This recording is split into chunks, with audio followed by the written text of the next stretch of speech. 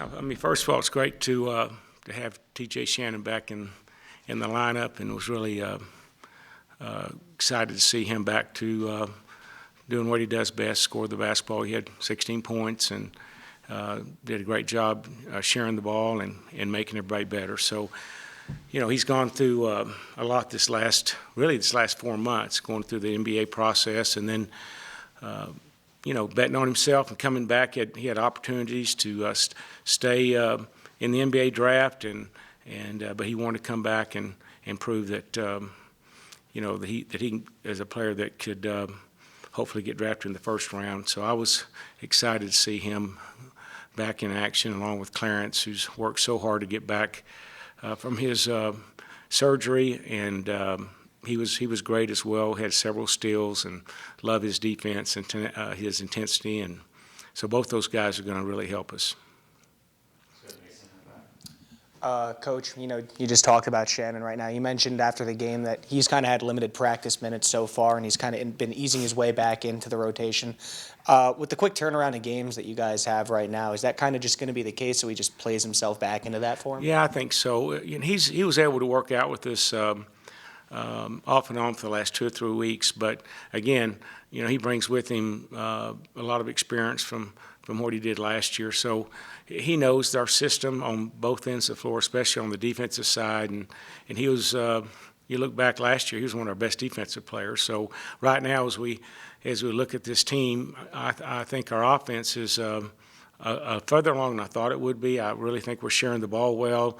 Our pace is good. Defensively, though, we've got a lot of work to do, and and our guys are willing to work. So we've been at it and reminding these guys every day, and we'll work on defense probably about 70% of practice today. Kind of said, how do you feel he's been able to mesh with some of these newer guys, like the transfers, like Bryson, O'Banner? Yeah, I mean, again, TJ, you know, he even met Kevin O'Banner when they were both during an NBA tryout, so they already had a relationship there. But TJ's a very loving, you know, person that's guys like to be around, and so we have, you know, that's one thing about this team. We have great camaraderie. These guys all like each other, get along, and really appreciate these guys' hard work and the character that we have, and a lot of that credit goes back to our assistant coaches. I think we recruited the right guys. And kind of going back to the defense you just talked about, Omaha's pretty solid from the three-point line. Kansas State, they hit 11 threes. What's going to be like defending them around the perimeter? Well, they're not a lot different than Incarnate Word. They're or even the teams, even North Florida. These teams that they come in here and they know that the way that they can get an upset is to shoot the three ball. So we've got to guard the three-point line. Part of our concern is we're giving up way too many three-point attempts in transition. So that's an area that we're concerned with. But yeah, a lot of respect for these teams that shoot threes, and Omaha's a team that's very well coached. They know their role. They hang their hat on the three-point line. So we've got to keep our hand up and contest every shot. Next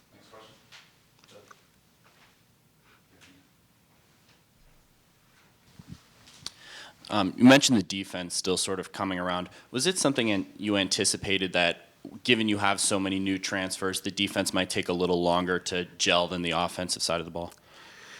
Yes and no. I mean, I love our athleticism and our size and length, and our guys play extremely hard. But just learning this new system has taken a little bit longer. But we certainly have a profile of the top players that could be a great defensive team. And with that said, Daniel Bacho got in the game and blocked some shots. And at 6'11", you know, he was a presence inside that was a great rim protector in that game, and so we're encouraging him to do that even more. And that's one of our concerns. We're just not really taking charges and getting our hand up and contesting shots at the basket. And then Incarnate Word was running that zone. What did you think of your team's ability to play against that zone, and how far along do you think you guys are? Yeah, they were a little different to play against, because it was a zone and then they'd go to man. So they gave us a look where they'd play zone for a couple of passes and then get into their man defense. So we had to make some adjustments there. So this is all a great learning experience for our team as we move forward. We're still growing, got a lot of improvement to do, but each one of these games is getting us better. And then You mentioned Daniel. You brought him in and played him alongside other bigs, whether it be Bryson or Marcus. I guess what are your, basketball is going so small ball now, but what do you like about having that two big lineup sort of in your back pocket?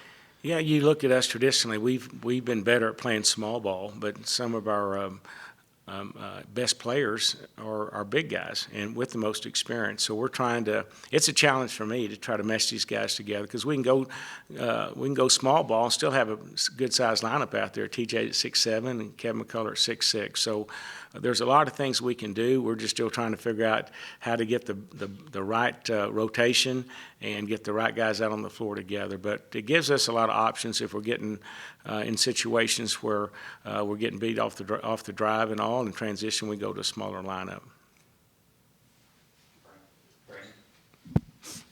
Offensive rebounding has been pretty high. You're at, I think, top 3, something like that. But what's kind of been the key in that area and getting those rebounds? Yeah, well, it's offensively? a double-edged sword because when we're sending so many guys to the offensive rebound, we're also not getting back, so it hurts your transition defense. So we've got to do a better job. Our guys are doing they're putting a great emphasis on getting those second and third shots and trying to score on missed basket. But at the same time, we've got to make that transition and to sprint back and then do a better job of trying to match up. So that's been one of the biggest areas of that we need to improve on is that transition defense and trying to get everybody to get back at the same time, get the ball stopped, and find those three-point shooters. I know you can't talk specifics, but just recruiting in general, how's that kind of been, and just with the Womble and having that in your back pocket? Yeah, I mean, you look at the players that we brought in. We've got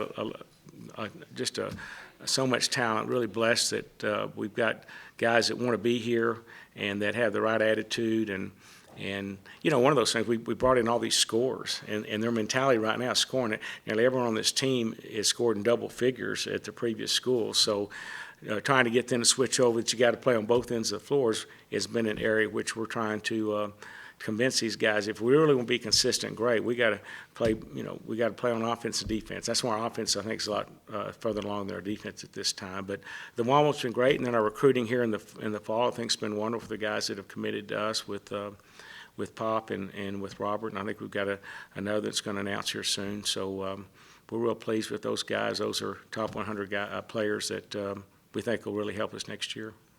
Mark, going back to Incarnate Word, you had mentioned you're trying to get the rotation a little bit smaller. They had about 10 players there. How'd you feel the way Malik came off the bench and kind of played for you there? And it's tough because we threw Clarence and TJ right in the lineup, so it really hurt our rhythm. But at the same time, we knew it would, and Malik's a team player, and he understands his role. And I don't think he really made that adjustment as much as we'd hoped he would. But Malik's an unbelievable passer, shares the ball, and we need him, his quickness and his floor leadership. So, but that's a challenge with us, Carlos, is that you can see we got 10, 11, 12 guys that can all contribute, and it's just finally getting the right guys in at the right time. And so we tell these guys each game, we're just going game by game, looking at stats, and guys that are playing well the day before or the game before, they're going to get some more playing time. So it's also a check for all the other guys to come ready to play every game. How important are these next two games, just knowing that the holidays are here and they can kind of focus a little bit more on basketball? Again, I think the most important thing is we still have to concentrate on us and what we do well, certainly respect our opponents, and each one of these teams gives us something a little different to look at. This Omaha team's really good at spreading the floor. It's going to be hard to guard because they have great spacing. And then Lamar also was a little bit different in how they play. But what's important, we have 2 more home games, and then we're off for 2 weeks. So we need to build on that. It's certainly great to be back home playing in front of our crowd and our great home court arena. Any other questions? Just wanted to ask on the importance of when you are at home, the fans coming out and being able to support, especially during the holidays where you've got family, you've got friends that are coming in, the importance of making the appearance and coming Tuesday and Saturday. Well, when you play those games over the holidays, you don't have your students, and we've been so appreciative of. We've had great student support, and our students have come out. And I think we've had 2,000 or 3,000 every game, and it's certainly been appreciated by our players, and our guys love to play in front of fans, but especially our students. So, but again, there'll be a lot of friends from the holidays and a lot of people visiting here and that love basketball. So we hope we get that crowd out and appeal to that to those visitors that are coming in and for the holidays and seeing relatives here in Lubbock. And how far ahead is the offense ahead of the defense? Quite a bit. I'd say we're probably 2 or 3 weeks ahead offensively than I thought we would be at this time. I love the way that we're moving the ball and sharing the ball and our pace getting up down the floor.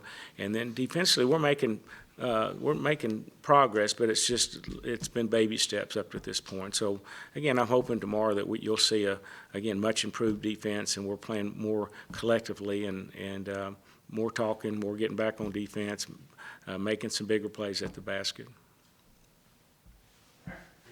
All right, thank you all.